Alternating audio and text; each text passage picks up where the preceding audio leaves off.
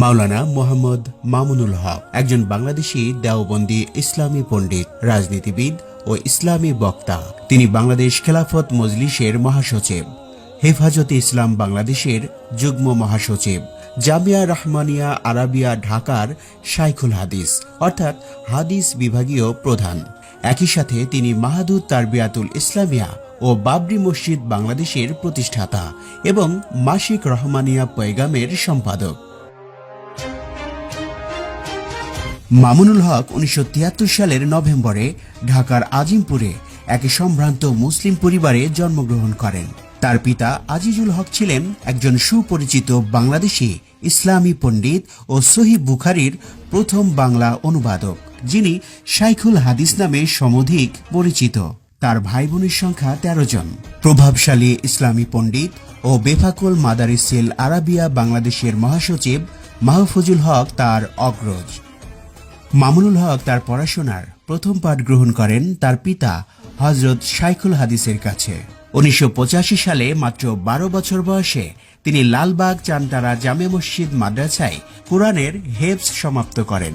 1986 সালে ভর্তি হন জামিয়া রহমানিয়া আরাবিয়া ঢাকায়। 1993 সালে বেফাকুল মাদারিসিল আরাবিয়া বাংলাদেশের কেন্দ্রীয় পরীক্ষায় সরহে বেকায়া জামাত থেকে প্রথম স্থান, 1995 সালে মেশকাত জামাত থেকে তৃতীয় স্থান এবং 1996 সালে দাওরায়ে হাদিস বা মাস্টার্স থেকে প্রথম স্থান অধিকার করেন।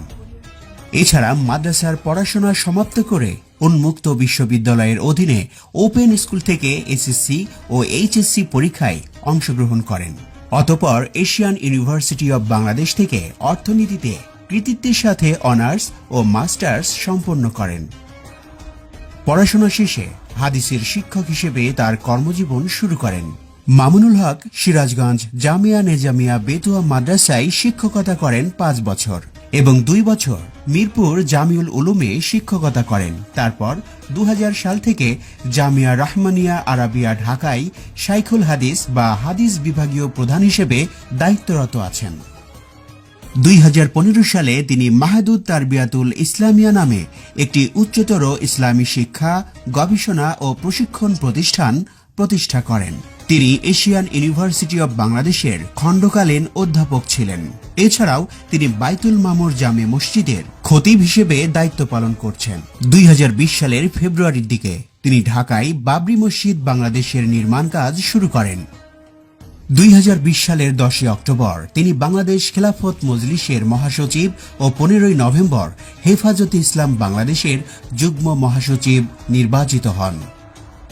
2013 সালের 5 ও 6 মে ঢাকার শাপলা চত্বরে অনুষ্ঠিত হেফাজত আন্দোলনের নেতৃত্বের জন্য 12 মে বাংলাদেশ সরকার তাকে গ্রেপ্তার করেছিল। 2018 সালে বাংলাদেশের সাধারণ নির্বাচনের 2 দিন আগে তিনি পুনরায় গ্রেপ্তার হন। 2019 সালের 6 এপ্রিল বাংলাদেশ সরকারের স্বরাষ্ট্র মন্ত্রণালয় তাকে আপত্তিকর বক্তা হিসেবে চিহ্নিত করে। শেখ মুজিবুর রহমানের ভাস্কর্য নির্মাণের বিরোধিতা করায় তাকে মুক্তিযুদ্ধ মঞ্চ কর্তৃক 72 ঘন্টার মধ্যে গ্রেপ্তারের আলটিমেটাম দেওয়া হয়। শেখ মুজিবুর রহমানের ভাস্কর্য নির্মাণ প্রসঙ্গে তিনি বলেন, ধোলাইখালে বঙ্গবন্ধুর মূর্তি স্থাপন বঙ্গবন্ধুর আত্মার সঙ্গে গাদ্দারি করার শামিল। যারা বঙ্গবন্ধুর ভাস্কর্যের নামে মূর্তি স্থাপন করে তারা বঙ্গবন্ধুর সুসন্তান হতে পারে না। এর মাধ্যমে মসজিদের শহরকে মূর্তির শহরে পরিণত করার অপচেষ্টা চলছে। এ মূর্তি স্থাপন বন্ধ করুন। তিনি বলেন, যদি আমাদের আবেদন মানা না হয় আবারও তাওহিদি জনতা নিয়ে শাপলা চত্বর কায়েম হবে। তার সম্পাদিত ও প্রকাশিত গ্রন্থের সংখ্যা মোট 14টি। 2001 সাল থেকে তিনি মাসিক রহমানিয়া পয়গামের সম্পাদক হিসেবে দায়িত্বরত আছেন।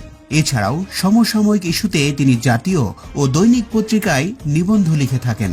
মামুনুল হক সম্পাদিত ও প্রকাশিত গ্রন্থের মধ্যে রয়েছে কারাগার থেকে বলছি, মেহরাব ও মিম্বারের কথা, সময়ের পয়গাম, স্বাধীনতা সংগ্রামে আলেম সমাজের ভূমিকা, সত্যের পথে সংগ্রাম, নারী অধিকার, ব্যাখ্যা ও ভ্রান্তি নিরসন, পহেলা বৈশাখ, ইসলাম কি বলে, সফল মুমিনের পরিচয়, একটি দ্বীনি দাওয়াত, খেলাফত রাষ্ট্র ব্যবস্থা, পরিচিতি ও নীতিমালা, ইসলামী আন্দোলনে চাই জিন্দা দিল কর্মী, ইসলামী সংগঠনের নেতৃত্ব ও